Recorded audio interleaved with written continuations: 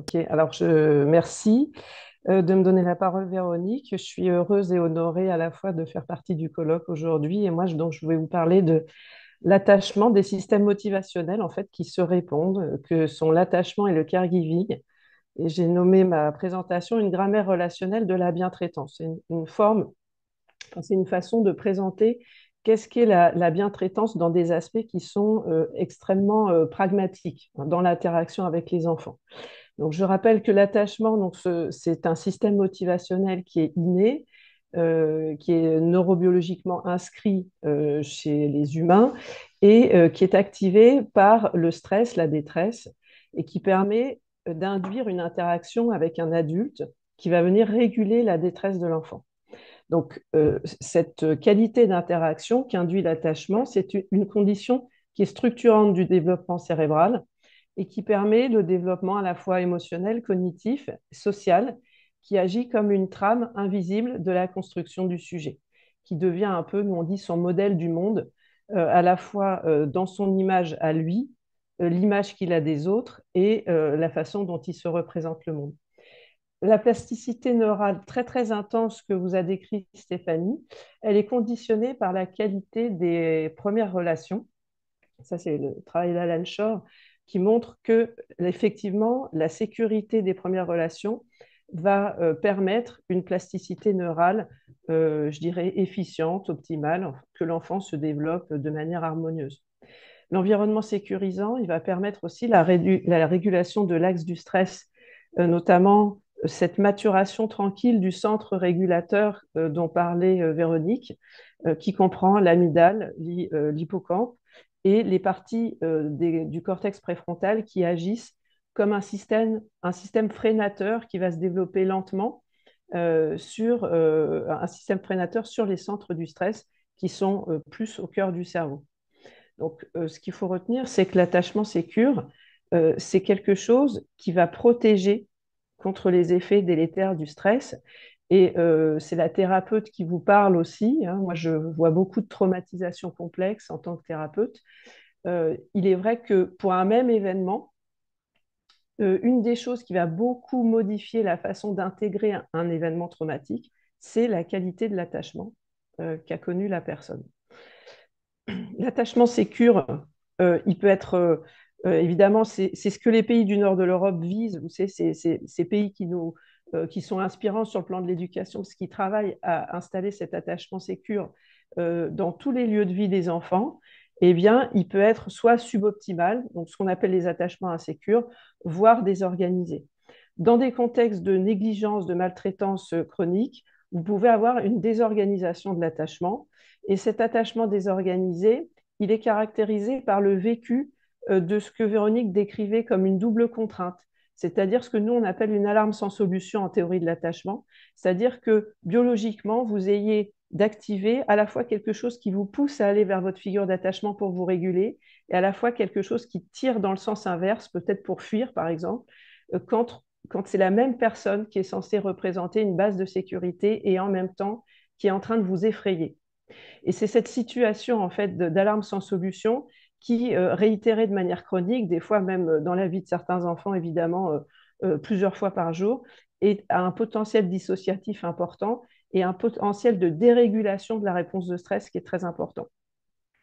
Ce profil, il est surreprésenté, hein, le profil d'attachement désorganisé, il est surreprésenté chez les enfants maltraités. Selon les études, on le retrouve entre 82 et 90%.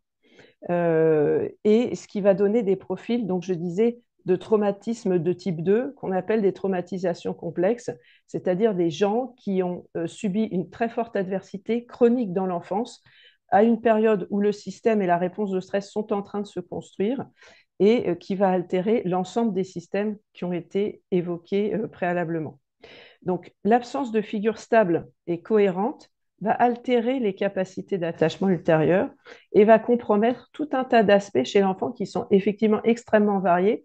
Je dirais en premier lieu les capacités d'attention et d'apprentissage, qui peuvent d'ailleurs ressembler très fort à un TDAH. Enfin, s'il y a des questions là-dessus, voilà, c'est un des diagnostics différentiels et la capacité à être dans l'engagement social. Donc, dans les neurosciences dites affectives, on va être dans un modèle qui est quand même très interactionniste. C'est le reproche qu'on fait parfois aux neurosciences, c'est de fortement biologiser et du coup individualiser l'approche. Mais en fait, les neurosciences, elles ont cette dimension sociale, c'est-à-dire le cerveau, il se construit dans un environnement social et c'est la qualité de l'interaction avec l'environnement social qui va permettre la régulation des affects. Ce que nous, on va appeler les capacités de co-régulation de l'environnement, c'est-à-dire que finalement, tout adulte qui est dans l'environnement d'un enfant pourrait endosser, je dirais, cette capacité de co-régulation, enfin, moi je dirais même un peu cette responsabilité de co-régulation. Et c'est cette co-régulation, c'est-à-dire le fait que l'enfant sache que quand il est en détresse ou sous stress, il peut compter sur quelqu'un de fiable et de présent pour s'hétéro-réguler, eh bien, ça va permettre la construction de toute une architecture cérébrale, notamment à l'égard de cette autorégulation, hein, puisque le modèle qui est d'abord de l'hétérorégulation va devenir l'autorégulation de l'enfant et que ça va conditionner aussi l'ensemble des neurotransmetteurs qui vont permettre soit la stabilité dans l'humeur, les réactions émotionnelles, soit de la dysrégulation. Donc, une rupture répétée des liens.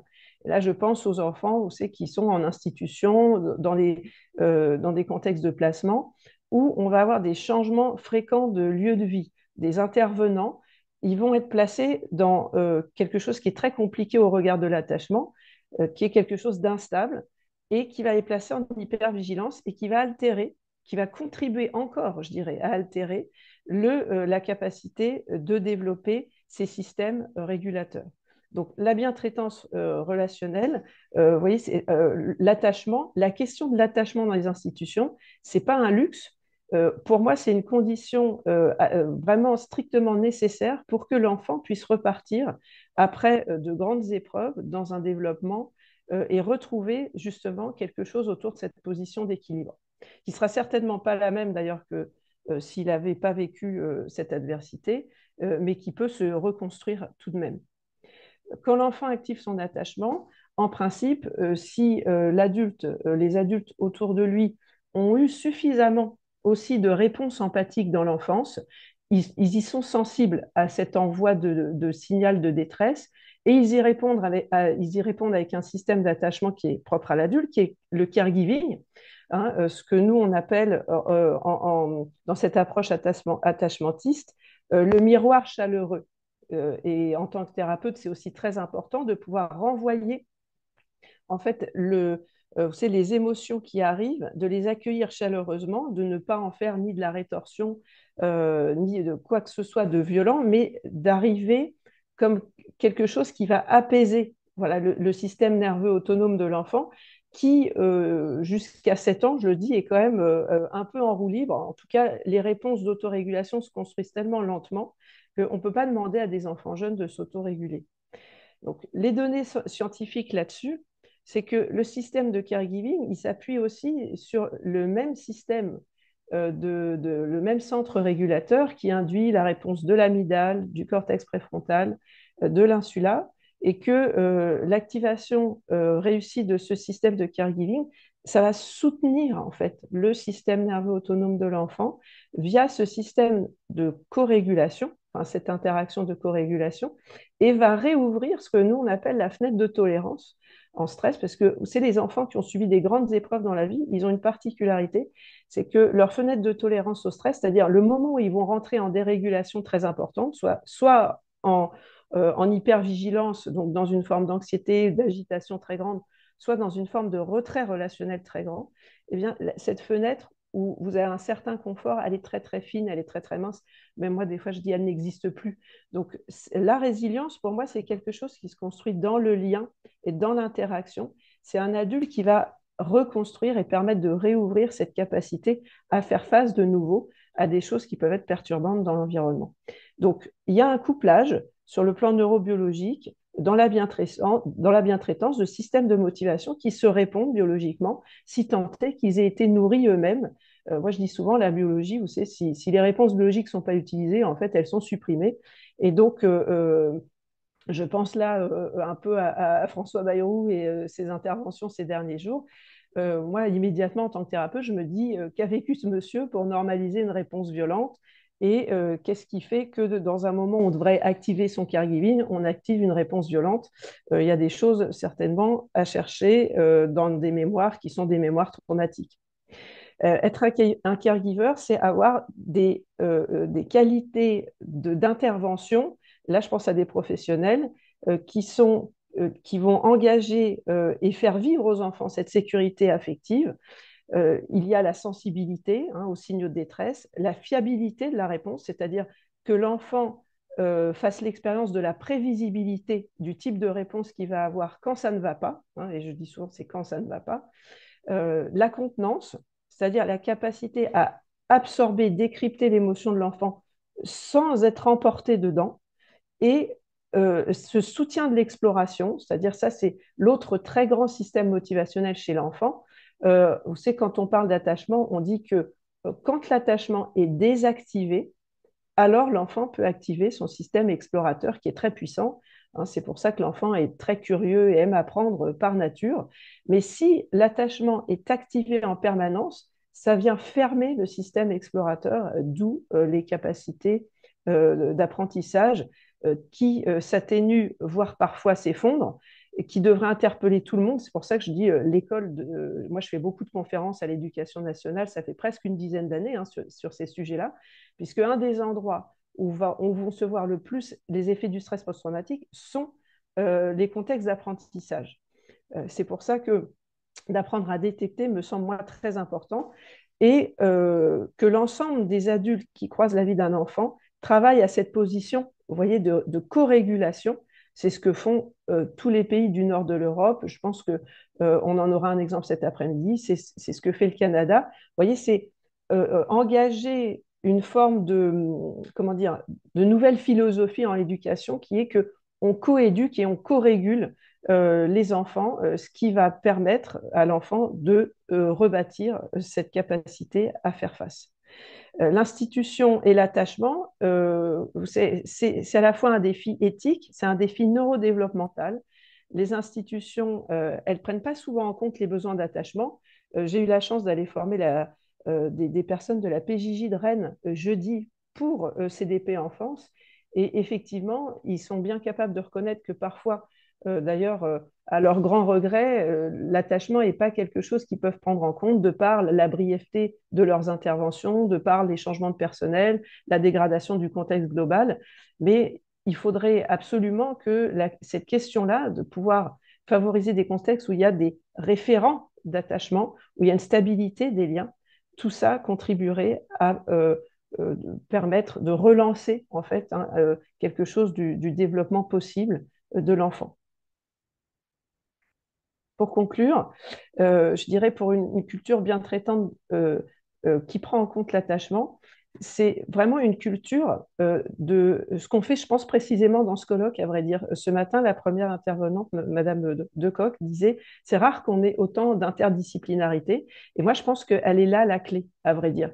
Je pense que la France est en retard parce qu'elle travaille en silo et que la question de l'attachement est une belle question transversale puisque je pense que tous les acteurs, à la fois de soins, de justice, d'éducation, de protection, et les gens qui gèrent les politiques, devraient être sensibilisés à cette question.